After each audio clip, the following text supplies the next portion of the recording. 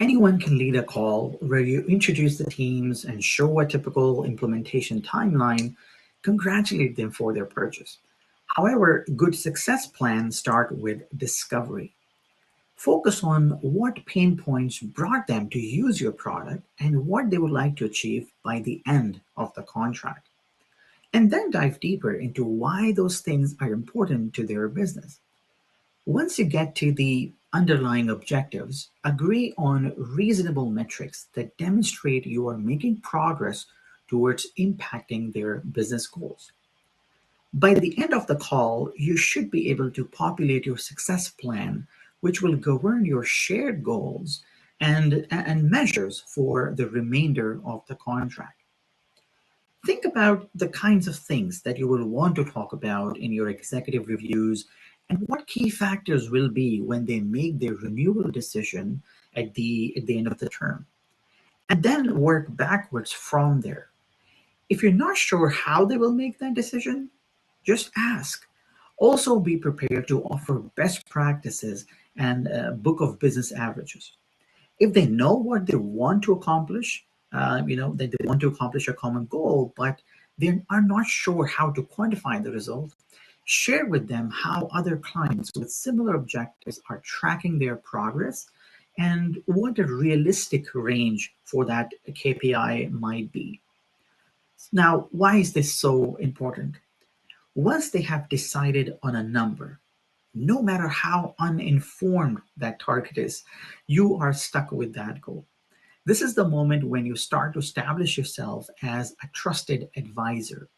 Help them understand what's realistic and guide them to set targets that you can deliver together.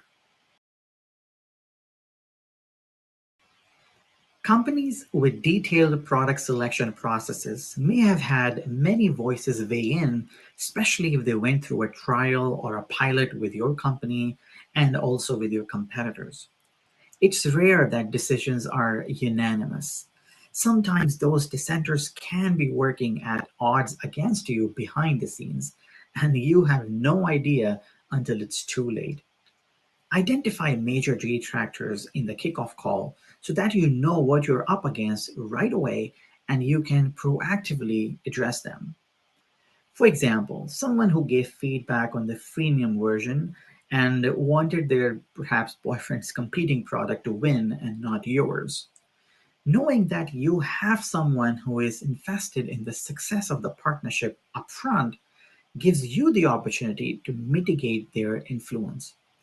A great question to identify this is during the sales cycle, was there anyone that was hesitant to go with this product choice? If the answer is yes, dig a little deeper to understand their role and their potential, and of course, therefore, their influence. The kickoff call is only the beginning. Get commitment for the next steps while you have everyone at the table. Asking questions like, will you, the executive sponsor, be joining calls monthly or quarterly going forward, are very productive at creating public accountability. If you don't ask, the answer will likely be never, and it's going to be an uphill battle to get them to engage at renewal time. Come prepared with your asks for resources that they will need to provide, like technical contacts and business asks, like a short launch teaser video from an executive that you could use to hype the rollout and so on. Take a help us help you mindset and let them know what will best position their company to have great adoption and engagement over the long term. Success is ultimately up to the client. It's your job to clear the obstacles and to guide them to do what's needed to reach their goals. Try to get follow up meetings scheduled before the call. So, you had a great meeting, but keep that momentum going. Make sure that you send a recap email to create accountability and alignment for everyone. Always, always, always enter your notes in the CRM. There have been so many times that I was sure I would remember this very important discussion, and later it was a blur. I was sure our first 100,000 contract would stick in my memory, But 6 months later, I said the same thing about our first $1 million contract. Today's large contract is tomorrow's mid market tier.